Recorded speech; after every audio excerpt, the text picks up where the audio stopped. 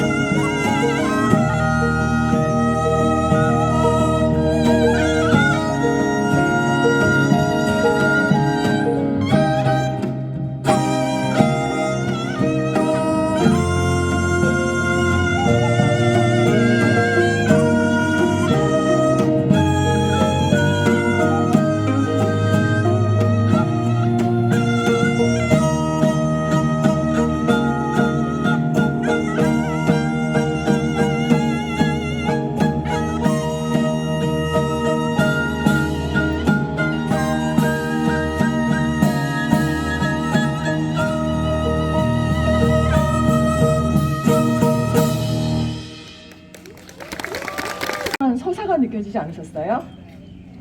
저만 느꼈나요? 네. 오늘 날씨가 굉장히 더워요. 여러분들 지금 막 부채질하고 계시는데 여기 있는 연주자들은 지금 땀복을 입고 표정 관리하고 있습니다. 예, 1시간 동안 열심히 연주를 해줄 테니까요. 저희 연주자 여러분들께 다시 한번 큰 박수 부탁드립니다.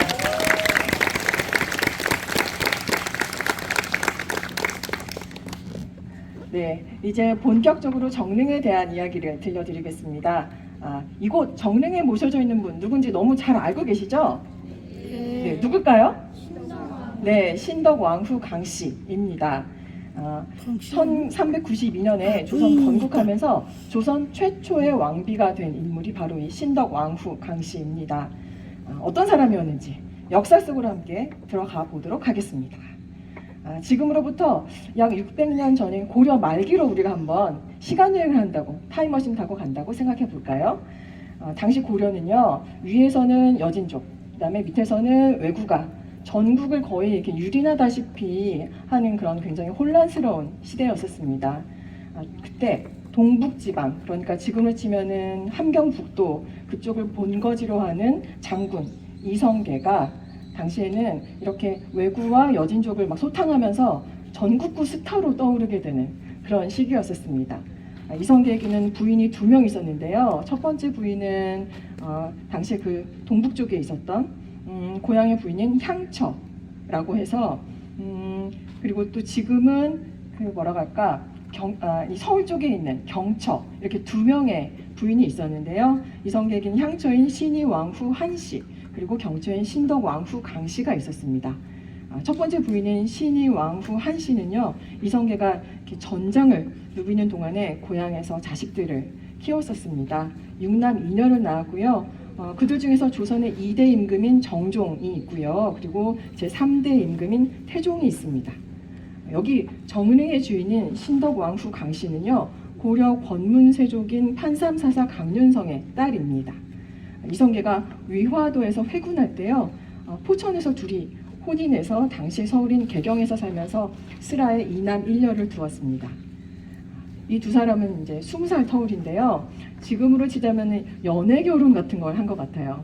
그 당시 처음 만났던 일화는 굉장히 유명한데요. 다산 정약용이 쓴 신덕기적 비첩 발문의 내용을 잠시 소개해 드리도록 하겠습니다. 옛날에 우리 태조께서 더운 여름에 말을 달려 계곡을 건널 때 갈증이 심하였는데 개울에서 빨래하고 있는 여인을 보고는 물 한 잔을 떠오게 하였다. 그러자 여인이 일어나 물을 떠오면서 버들잎을 한 움큼 띄워 바쳤다. 태조께서 성내며 말씀하시기를 어찌하여 버들잎을 넣었는가 하니 여인이 말하기를 더위로 갈증이 심하신데 물을 급히 마시면 탈이 나므로 버들잎을 후후 불면서 천천히 드시게 하려고 그랬습니다. 하였다. 태조께서 매우 기특하게 여겨서 수레에 태워 함께 돌아왔으니 그 여인이 바로 신덕왕후다. 네, 우리가 그동안 이 버들잎 이야기 굉장히 많이 들어왔잖아요. 그런데 그 버들잎 이야기 주인공이 바로 이 신덕왕후인 거 아셨나요? 네, 훌륭합니다. 아시는 분들도 계시고 그런가? 이렇게 갸웃갸웃 하시는 분들 계신 것 같은데요. 이걸 기록 남긴 사람이 다산 정약용 선생님이잖아요. 네, 이 다산 선생님이 진짜 꼬장꼬장하고 꼼꼼하게 공부하신 분이세요. 네, 그런 분이 이렇게 기록으로 남겼을 정도면 그냥 이렇게 지나가는 얘기가 아니라 진실로 있었던 옛날 이야기인 것 같다라고 우리가 이해할 수 있겠습니다. 이렇게 버들잎 인연으로 만난 신덕왕후는요, 조선이 건국된 지 꼭 4년 만인 태조 5년에 41살의 이른 나이로 저 세상으로 떠납니다. 백전백승의 용맹함을 자랑했던 그런 무장이었던 태조지만 신덕왕후가 돌아가시니까 굉장히 슬퍼하면서 그 슬픔에서 이렇게 헤어나오지 못하는 그런 모습이 실록에 나와 있습니다. 실록 구절을 잠깐 읽어드릴게요. 임금이 통곡하고 슬퍼하기를 그치지 아니하였고 조회, 당시 궁궐 회의, 조회와 저자, 시장을 열흘간 정지하였다. 그러니까 말하자면 당시 열흘 동안의 나라가 멈춘 셈입니다. 그리고 태조는요, 좋은 무덤 자리를 고르고 골라서 어디를 택하냐 하면 지금으로 보면은 경복궁 바로 앞에 그 자리를 결정하는데요. 원래 예전 고려 때부터 이 한양 도성 안에는 무덤을 쓸 수가 없었어요. 그런데 어떻게 이 사람은 예외적으로 이제 무덤을 쓰려고 하는 거죠? 그러니까 이제 신료들이 다 반발을 합니다. 이거는 원칙에서 어긋납니다라고 반대를 해요. 하지만 태조는 본인이 거주하는 경복궁에서 바로 보이는 가까운 곳에 내 사랑하는 부인이 있었으면 좋겠다라고 하면서 강력하게 추진을 해서 결국에는 경복궁에서 보이는 황화방 언덕에 신덕 왕후의 능을 조성합니다. 그 위치가 어디냐면요, 지금 정동 일대예요. 이 정동의 이름에 대해서도 아세요? 유래가 어떤지? 원래는 정릉동이었는데 그게 줄여져서 정동이 되었습니다. 네, 그래서 원래 정릉은 그곳에 있었다는 거, 정동 쪽에 있었다는 걸 알 수 있겠고요. 그리고 태조는 그 정릉 옆에다가요, 흥천사라는 사찰을 짓습니다. 왜냐하면 그 능을 관리해야 되거든요. 그래서 이 흥천사를 짓고 정릉을 관리하도록 합니다. 그리고 신덕 왕후가 낳은 자녀들과 함께 매일 그 무덤 앞을 지나다니면서 본인 이제 부인을 생각을 하고요. 그리고 또 제를 올리면서 기도를 하고, 또 밤에는 절에 이제 종소리를 들으면서 잠자리에 듭니다. 네, 정말 애절하고 또 애절한 러브 스토리가 아닐 수 없습니다. 네, 지금까지 태조와 신덕 왕후의 사랑 이야기를 들려드렸는데요. 이 두 사람이 만났을 때 뭐가 매개가 됐었죠? 버들잎. 버들잎 언제 우리가 이렇게 무성한 걸 볼 수 있을까요? 네, 봄이죠. 그래서 아마 이 두 사람이 만난 건 봄이 아닐까라고 우리는 상상할 수 있겠는데요. 그래서 봄날의 상사라는 연주곡을 준비했습니다. 그리고 또 우리가 러브 스토리, 사랑 이야기 생각하면 또 떠올릴 수 있는 그런 음악이 있잖아요. 뭐가 있을까요?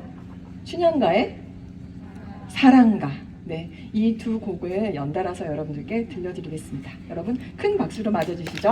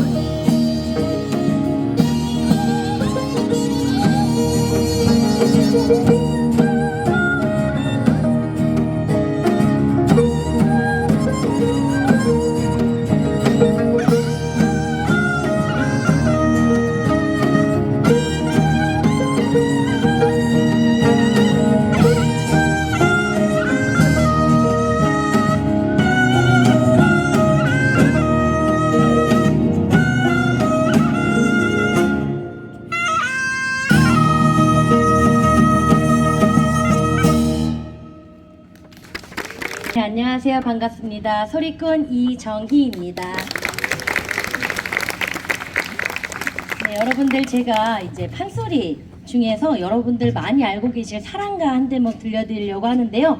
저희가 아무리 덥지만 이 각자 또 부채를 들고 계시니까 부채를 이렇게 흔들면서 또 추임새를 하면 어떨까라는 생각이 들어서 추임새 또 간단하게 배우고 또 함께하는 시간 가져보도록 하겠습니다. 자, 한번 단전에다가 힘을 주시고요. 다 같이 얼씨구! 아유, 식사를 안 하시고 오신 것 같아요. 특히 이쪽이 조금 좀 작은 것 같은데 다시 한번 해보시겠습니다. 얼씨구! 얼씨구! 좋다! 좋다! 잘한다! 잘한다! 온화하게 그렇지. 그렇지. 네, 너무 좋습니다. 그런데 이 추임새는요, 상대방을 축혀 세운다, 칭찬해서 기분 좋게 해준다라는 뜻을 가지고 있는 그런 좋은 우리말인데요. 판소리 할 때 이 추임새를 어디다 넣어야 되는지 사실 조금 난감하시잖아요. 그래서 제가 포인트를 알려드리도록 하겠습니다. 제가 부채를 들고 있어요. 여러분처럼 이 부채를 피면 좋다 한번 해보실게요. 부채를 피면 좋다. 부채를 찍으면 얼씨구. 딱 요 두 개만 하시면 돼요. 하실 수 있으시겠죠? 뭐 그렇지, 뭐 또 잘한다 이런 거는 또 마음이 또 내키시면 툭툭 이렇게 뱉어주셔도 좋습니다. 그럼 춘향가 들려드리도록 하겠습니다. 그때요, 오늘같이 좋은 날 춘향이와 이몽룡이 사랑가로 업고 노는디. 얼씨구다. 좋다. 다시 사랑가로 업고 노는디. 얼씨구. 이리 오너라 업고 놀자. 이리 오너라 업고 놀자. 사랑 사랑 사랑 내 사랑이야. 사랑 이로구나 내 사랑이야. 내 사랑 이루다 아매도 내 사랑아. 네가 무엇을 먹으려느냐. 둥글둥글 수박 옷봉지 내뜨리고 강릉백청을 사르르르르 부어 신랑 발라버리고 붉은 저몸 벅다 반간진수로 먹으려느냐. 아니 그것도 나는 싫어. 아매도 내 사랑아. 그러면 네 무엇 먹으려느냐. 네가 무엇을 먹을래. 지금 털털 개 살고 작은 이도령 서른디 먹으려느냐. 아니 그것도 나는 싫어. 아매도 내 사랑아. 저리 가거라 뒤태를 보자. 이리 오너라 앞태를 보자. 아장아장 걸어라 걷는 개를 보자. 빵끄도 서라 이 속을 보자. 아매도 내 사랑아. 이해주냐가. 얼씨구가 안 나오고 막 좋다가 안 나오니까 소리를 못 하겠어요. 내 사랑아. 감사합니다. 이해춘향아, 나도 너를 업었으니 너도 날 좀 업어다오. 아이고 도련님은 나를 개비워서 업었지만 나는 도련님이 무거워서 어찌 업고 논단 말이오. 내가 널 더러 무겁게 업어달라느냐. 내 양팔을 네 등 위에 얹고 징검징검 걸어다니면 다 그 안에 좋은 수가 있느니라. 춘향이가 이제는 박업이 되어 도련님을 낭군자로 업고 나는디. 둥둥둥 대낭군 둥둥 대낭군 도련님을 업고 보니 좋을 호자가 절로 나 고용 자약무란화 당 영화 봉접이 졸시고 소상동정 700리 생어보아도 졸호르구나 둥둥둥둥 둥둥 내 사랑.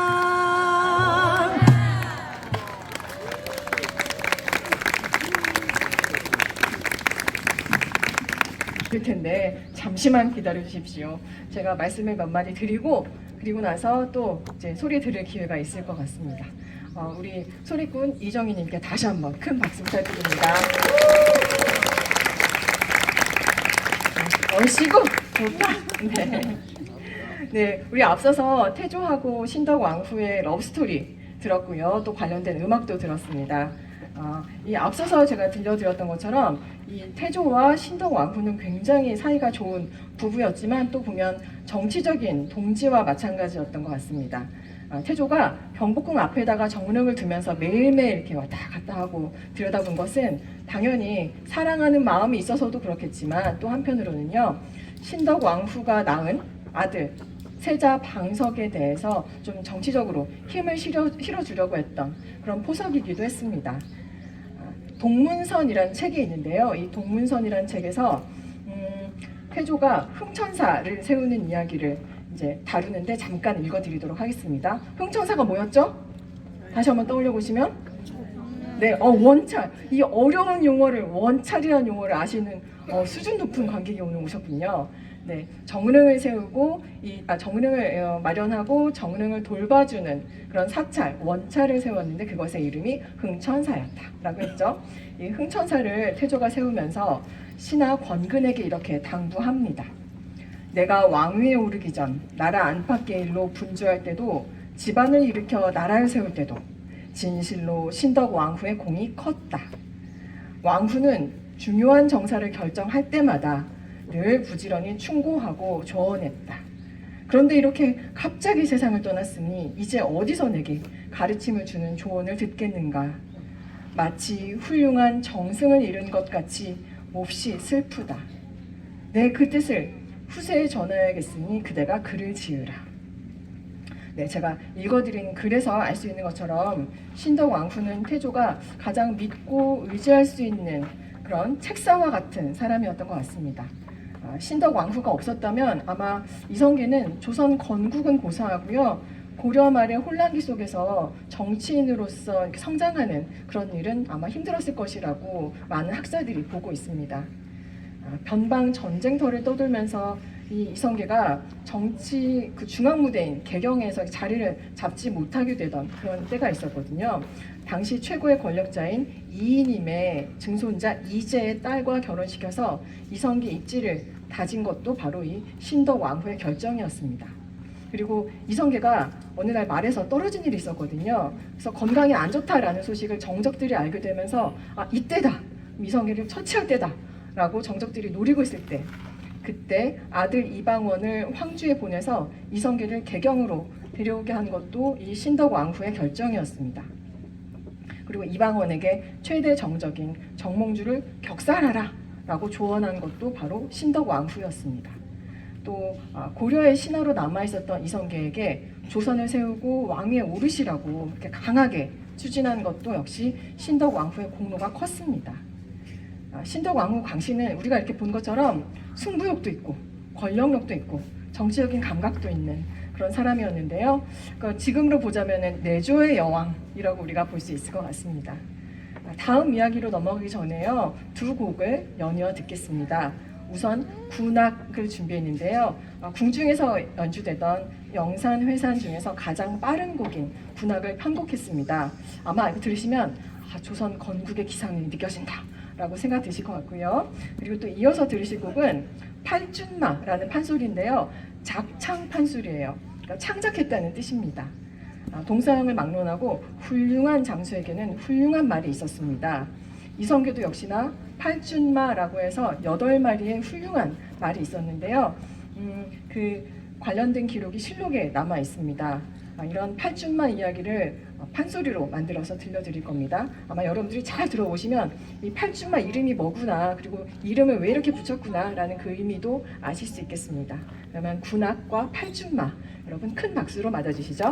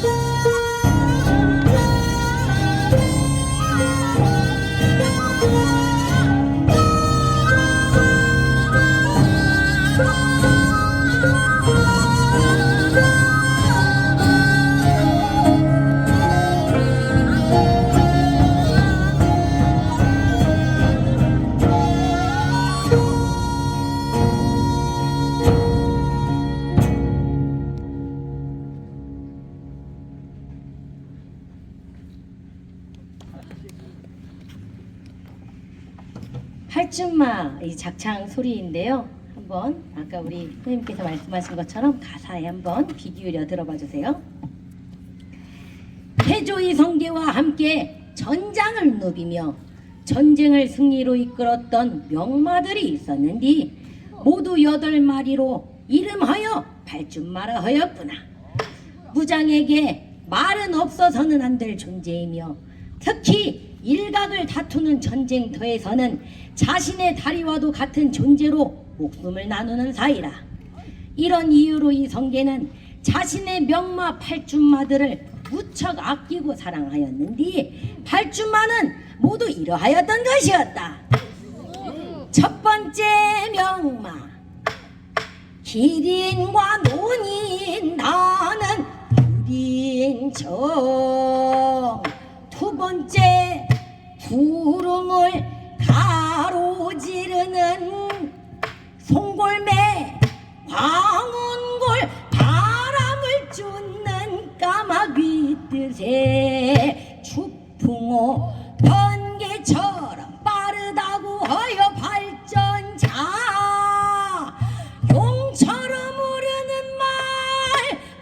색을 지닌 용등자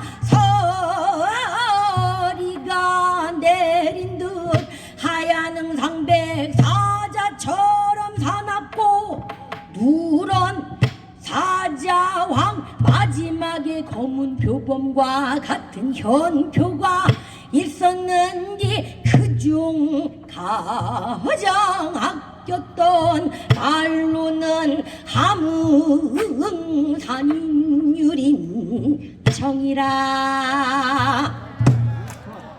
이 유린청은 홍건적을 평정할 때 탔던 말로 화살을 3대나 맞았으나 명이 길어 31년이나 살았구나. 수명이 단 후에는 석조에 넣어서 땅에 묻어주었을 정도로 이 성계가 사랑하였던 말이었으니 이에 성삼문이 유린청을 시로 지어 칭송하는디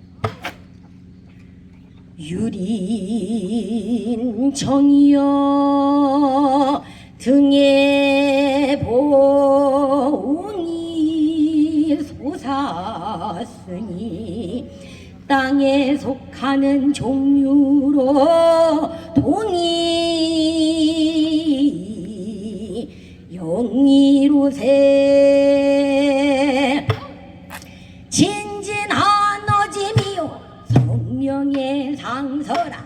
해가 오래될수록 기술은 익숙하네 완악함을 4번 넘어뜨려 나라가 변나더니 31년에 그 영이 빛났구려. 죽어서도 석조에 웅장한 이름을 남겼으니 유린청이여 덕을 영원히 정송하리라.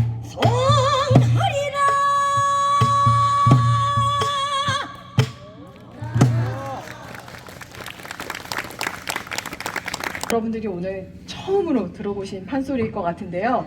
얼마나 잘 들어보셨는지 제가 한번 시험을 내보도록 하겠습니다. 8마리 말을 우리가 얼마나 잘 들었는지 한번 보겠습니다. 구름을 가로지르는 송울매를 닮은 말, 이름 뭐였을까요? 오, 맞아요. 회물골. 그 다음에 기린처럼 논이는 푸른 말, 기린. 유린청. 오, 맞습니다. 오, 아셨네요. 그리고 바람을 쫓아가는 까마귀처럼 검은 말. 추풍호. 네, 추풍호. 바람을 쫓아간다. 추풍호. 그 다음에 벼락을 내뿜는 것 같은 말이다. 팔전자. 아, 맞잖아. 네. 그리고 용이 날아오는 듯하고 자줏빛 말이다. 용등자. 그리고 서리가 이렇게 어린 것처럼 하얀색 말. 은상백. 점점 목소리가 작아지는데요. 처음에는 자신감 있게 막 이렇게 말씀하시는 분들이 그런 게 있었나 이런 얼굴로. 네, 2마리 제가 더 해볼게요. 사자처럼 사납고 황색 말이다. 네, 맞아요. 사자황. 네, 훌륭하십니다. 마지막으로 검은 표범과 같다. 네, 현표. 네, 이 8가지 말 아마 들어보니까 들은 것 같기도 하고 아닌 것 같기도 하고. 마지막 한 문제. 그럼 이 중에서 가장 태조 이성계가 좋아했던 말은? 오, 네, 확실하게 한 마리 아십니다. 네, 한 놈만 패라게 하잖아요. 유린청 하나는 확실하게 아실 것 같습니다. 네, 이렇게 태조가 분신처럼 여겼던 8마리 말 이제 작창했는데요. 이렇게 작창하고 또 소리 들려주신 우리 소리꾼 이정희님께 다시 한번 큰 박수 부탁드립니다.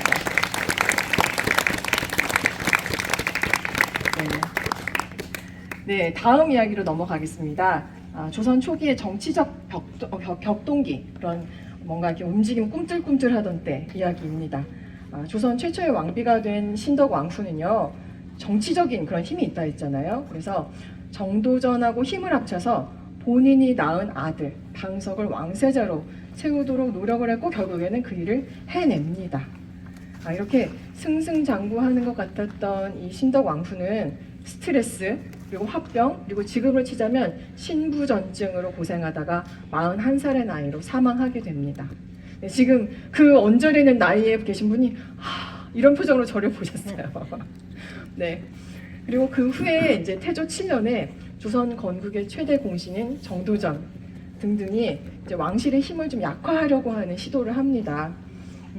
왕실이 원래 그때 당시에는요 기반 세력이 군사 사병이었었거든요. 그러니까 왕자들이 거느리고 있었던 그 병사들, 사병들을 해체시켜서 이런 왕실의 힘을 약화하려고 정도전 등등이 이렇게 노력을 하는데요. 그러니까 이 왕자들이 가만히 있을 수 없겠죠. 수세에 몰린 이방원을 중심으로 해서 그 왕자들이요 사병을 동원해서 결국에는 이 정도전 등등의 반대 세력을 제거합니다. 그리고 또 이어서 신덕 왕후가 낳았던 두 아들, 이 두 아들 방석과 방건을 살해하는데요. 이 사건이 우리가 드라마에서도 많이 봤고, 왕자의 난. 오 맞습니다. 네, 정말 이제 아마 시험을 굉장히 잘 보셨을 것 같은데 제가 문제를 다 내기도 전에 이미 출제자의 의도를 알아차리시고 답을 먼저 말씀하셨어요. 네, 제 1차 왕자의 난 이렇게 우리가 기록에서 볼 수 있습니다. 네, 이렇게 해서 태조는 사랑하는 신덕 왕후를 떠나보내고요. 또 그 2년 후에는 그 사이에서 낳았던 아들 둘까지 저 세상으로 보내버리게 됩니다. 이렇게 좀 애달픈 그런 마음이 저는 좀 드는데요. 그런 제 마음과 닮아 있는 그런 곡을 소개해드리겠습니다. 해금의 소명진님 그리고 건반 류영은님이 들려주실 건데요. 이별이라는 곡입니다. 여러분 큰 박수로 맞아주시죠.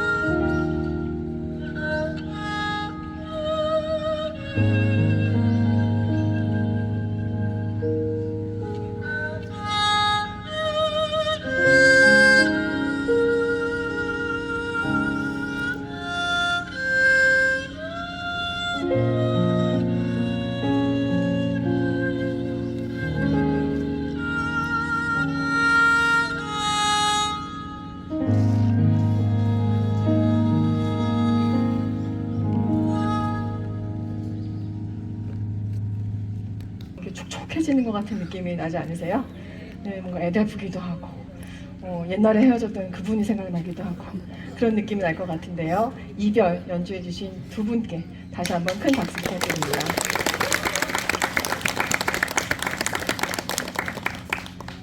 네, 앞서서 이제 1차 왕자의 난 제가 소개해 드렸는데요. 그리고 또 그 이후에 2차 왕자의 난까지 겪으면서 태조는 결국 왕위에서 물러나게 됩니다. 그 뒤를 이어서 둘째 아들인 이방과가 즉위해서 정종이 되고요. 그 2년 뒤에 이방원이 태종이 됩니다. 네, 이렇게 이런 역사의 격동을 겪다 보니까 태조하고 태종 이 두 부자 사이가 그렇게 좋기는 힘들었겠죠. 자신이 사랑했던 신덕 왕후가 낳은 두 아들을 이제 보내버린 그 이방원이 아마 태조 입장에서는 좀 괘씸하기도 하고요, 서운하기도 하고 그랬을 것 같습니다. 이렇게 좀 뭔가 같이 이 하늘 아래에 있는 게 좀 힘들겠다라고 생각이 들었는지요. 태조는 1401년 한양을 떠나서 자신의 본거지인 함흥으로 행차를 합니다. 여러분들이 잘 아시는 그 대목? 함흥이 나오면 딱 바로 생각나는 함흥차사. 함흥차사. 네, 우리는 너무너무 그 암기 과목을 잘 공부를 해서 바로 나오죠, 키워드가. 네, 차사는 뭐예요? 차사. 네, 그러니까 지금으로 치면은 임시직 공무원입니다. 그러니까 임금이 본인이 어떤 이제 심부름 같은 걸 시키고 싶은 그 임시직 공무원을 차사라고 하는데요. 그 사람을 함흥으로 태종이 자꾸 보내는데 자꾸 안 오는 거예요, 이 사람들이. 그래서 거기서 나온 게 바로 함흥차사라는 말이죠. 네, 그래도 이 태조는 계속 버티지 않다가 다음 해에 버티다가 다음 해에 결국에는 그래도 내가 아들 있는 곳으로 가야지라고 마음을 먹게 됩니다. 그 12월에 개경으로 돌아와서 태종하고 이제 화해를 하는데요. 아마 여러분들도 이제 자녀 키우시는 분들도 그런 생각하실 수 있겠지만, 아유 미우나 고우나 그래도 내 아이는 내 아이지 라는 생각을 아마 태조도 했던 모양이에요. 그러니까 자식 이기는 부모 없다라는 말도 떠오르는 대목입니다. 그 뒤에 태조는 이제 절에서 6년 정도 지내다가요, 이 한많은 이 시대를 마감하는 그런 시간이 오게 됩니다. 제가 실록을 살펴보면 태종이 굉장히 아버지에게 극진하게 대하는 그런 모습들이 나오거든요. 그러니까 매일매일 문안 인사를 가고, 그리고 또 식사는 어떻게 섭취하시는지, 약은 어떻게 드시는지 이런 것들도 일일이 다 챙기는 모습들이 나옵니다. 그러니까 그동안 아버지가 이제 본인에게 서운하셨던 마음을 좀 누그러뜨렸으면 좋겠다라는 그런 마음일 수도 있겠고요. 그리고 또 아버지가 그래도 용서하고 이제 돌아오신 것에 대한 감사하는 마음도 있었을 것 같습니다. 네, 그럼에도 불구하고 이제 이 부부가 그 부자가 이별하게 되는데요. 그야말로 그 애증의 관계였던 두 사람이 이별하게 되는데, 이 태조는 신덕 왕후와 낳은 아이들을 죽인 그런 태종을 미워하는 마음이 있었겠죠. 네, 그래도 아버지이기 때문에 화해하는 그런 마음을 갖습니다. 그리고 또 태종 입장에서는 이제 본인에게 뭔가 칼날을 겨눈 그런 아버지였지만 그래도 내가 아들의 도리는 다 해야지 라는 그런 모습을 보이는데요. 이런 서로 부정할 수 없는 부자의 모습을 표현한 창작곡을 소개해드리겠습니다. 지금 이렇게 음악을 딱 들으시면 뭔가 이렇게 두 용끼리 싸우는 것 같다 하는 강렬한 느낌이 나실 것 같기도 하고요. 그리고 또 서로에게 겉으로 말로는 표현하기 힘든 그런 마음을 표현한 느낌도 아마 그 속에서 느끼실 겁니다. 부정을 부정하다라는 곡인데요. 국악실내악 여민의 연주로 듣겠습니다. 여러분 큰 박수로 맞아주시죠.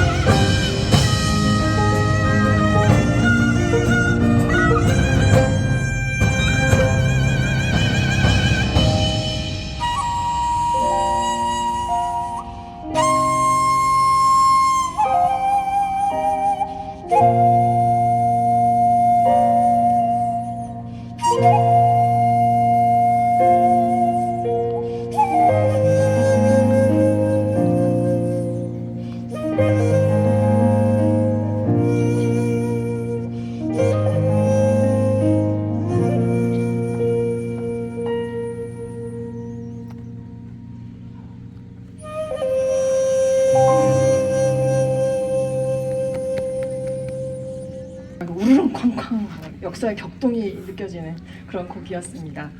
네, 앞서서 이제 태조의 그 태조와 태종 간의 그 부자 간의 이야기 들려드렸고요. 이번엔 이어서는 이제 태조하고 신덕왕후 이야기, 그리고 또 신덕왕후와 태종에 대한 이야기, 이걸 들려드리려고 해요.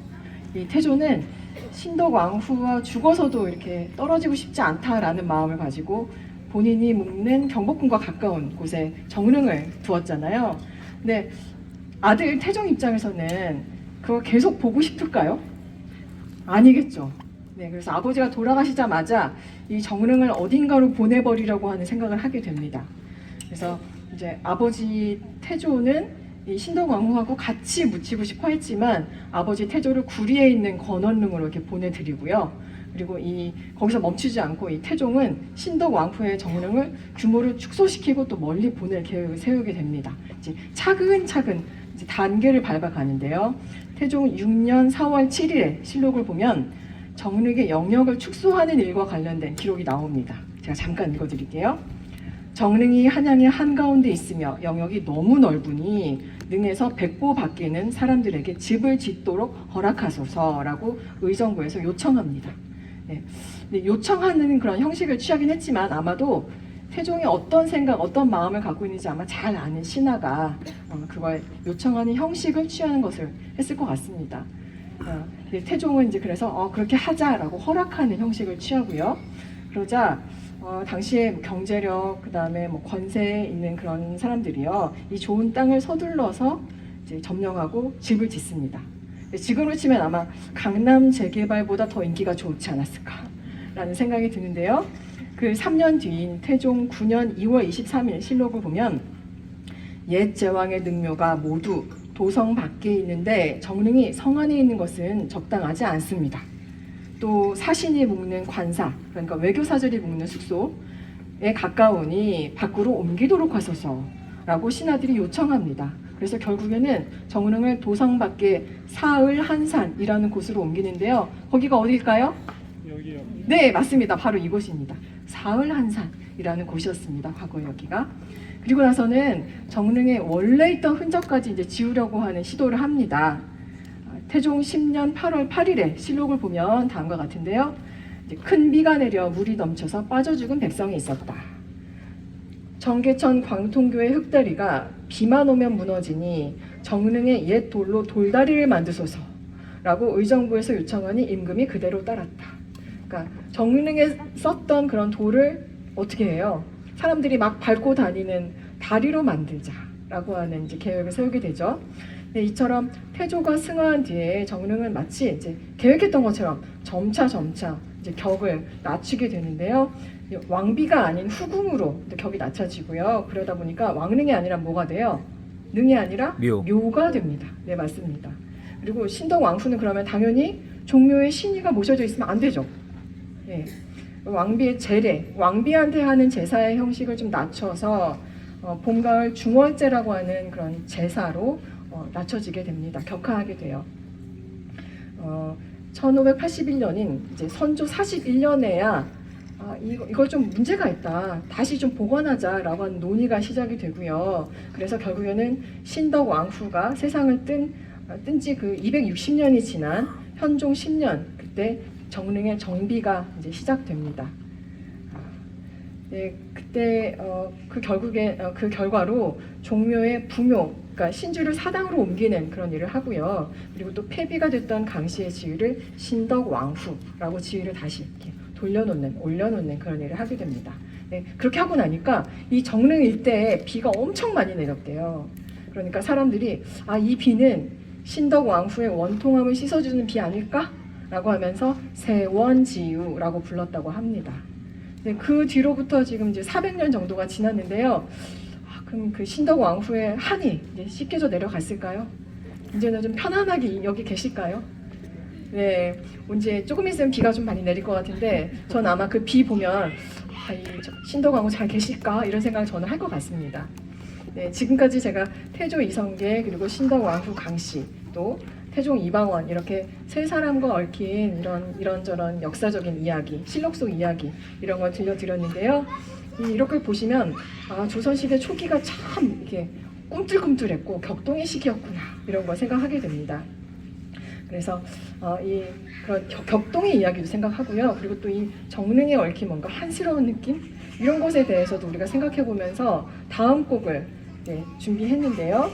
우리가 보통 뭔가 한스러운 마음 이런 걸 생각하면 떠오르는 우리나라의 대표적인 곡 뭐가 있을까요? 아리랑. 네, 맞습니다. 아리랑. 네, 이 아리랑은 유네스코 세계 인류 무형 유산이기도 한데요. 이 아리랑을 준비했습니다. 이 전국에 보면 다양한 아리랑이 있잖아요. 그 다양한 아리랑을 묶어서 아리랑 연곡을 준비했습니다. 그러면 아리랑 연곡 여러분 큰 박수로 맞아주시죠.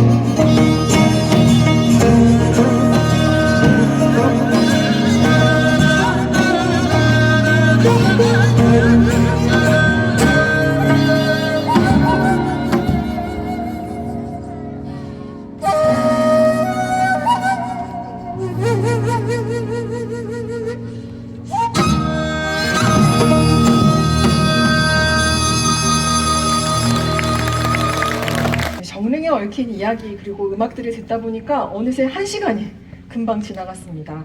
예, 저는 참 아쉬운데 저만 아쉬운 건 아닌가요? 네, 다행입니다. 네. 지금까지 정릉 이야기 음악회 같이 이야기 나눴는데요. 여러분들도 즐거운 시간이셨으면 좋겠습니다. 네, 이 조선 왕릉 여러분들 이 정릉 말고 다른 곳도 많이 다니시나요? 어떠세요? 네. 네. 역시 훌륭하십니다.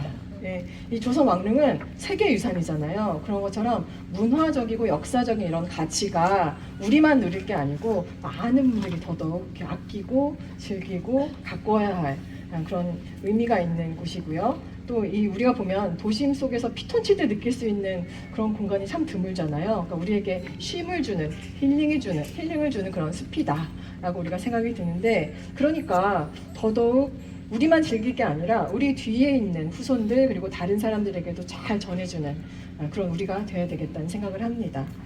그리고 지금 우리가 이제 6월 거의 말이 돼가는데요. 6월은 어떤 달이에요? 네, 역시 자판기처럼 누르니까 바로 답이 호국 보훈의 날입니다. 네, 맞습니다. 그리고 오늘 무슨 날인지 잘 아세요? 네, 6.25 역사적인 좀 아픔이 있는 그런 날이잖아요. 그러니까 우리가 이렇게 아름다운 공간에서 아름다운 음악 이야기를 즐길 수 있는 것이 바로 우리 앞서서 우리를 잘 지켜주고 우리 나라를 잘 지켜준 이런 분들 덕분이라는 생각을 하니까 새삼스럽게 참 감사하다는 생각이 듭니다. 그래서 마지막 곡으로는요, 아름다운 나라라는 곡을 준비했습니다. 우리나라를 지켜오신 분들께 감사하는 마음 갖고요. 또 우리 모두 우리나라를 더욱더 아름답게 가꿔야 되겠다라는 생각을 담아서 준비한 곡입니다. 그러면서 오늘의 음악회를 이제 마무리하려고 하는데요. 지금까지 연주에는 국악실력 여민 여러분이 연주해 주셨고요. 그리고 또 소리꾼에는 이정희 님이 수고해 주셨습니다. 앞으로 이제 한 곡 더 남아 있는데요. 그리고 또 오늘의 이야기꾼 저는 오채원이었습니다. 오늘 마지막 시간까지 즐겨주셨으면 좋겠습니다. 고맙습니다.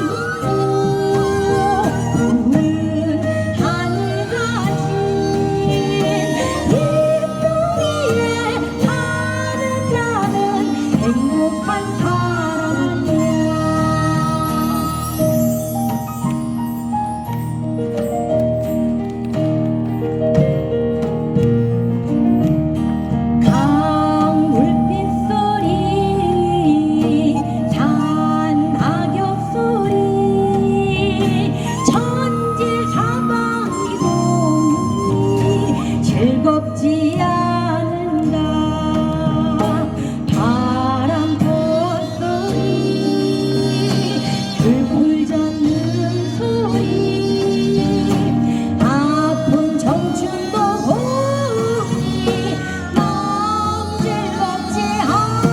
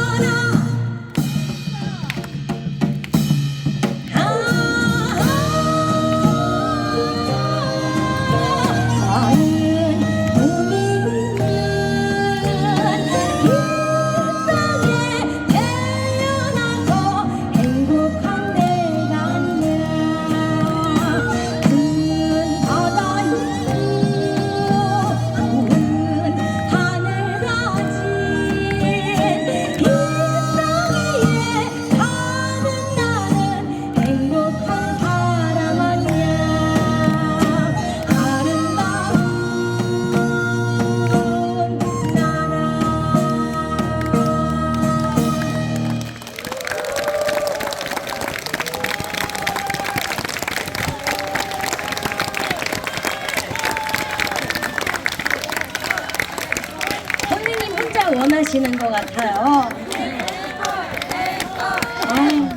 저희가 준비를 못했는데 이렇게 여러와 같은 성원에 힘입어 어떻게 조금 해볼까요? 그러면 저희 아까 그 아리랑 연곡에서 맨 마지막에 나왔던 곡인데요. 아마 여러분들 모두 아실 것 같습니다. 진도아리랑을 끝으로 저희 오늘 음악회 인사드리도록 하겠습니다. 박수 주세요.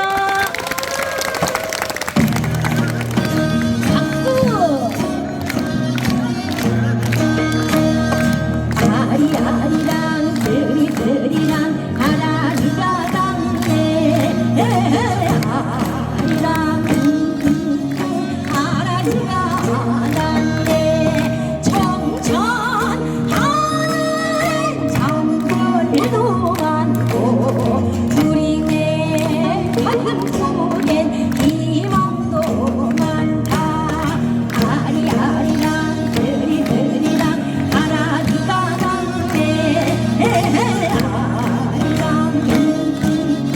아라리가 닿네 노다 가고 노다 나가고 굿벽지고 춤추며 노다 나가고 아리아리랑 쓰리쓰리랑 아라리가 닿네 아리랑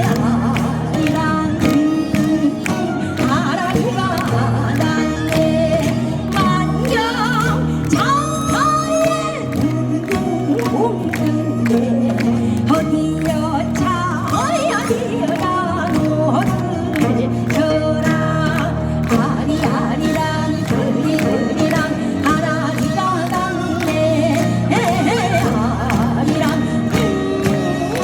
아라리가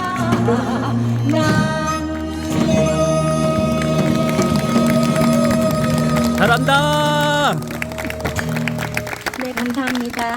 정릉 이야기 음악회 함께 해주신 여러분들 정말 다시 한번 감사드립니다. 저희는 지금까지 여민이었습니다.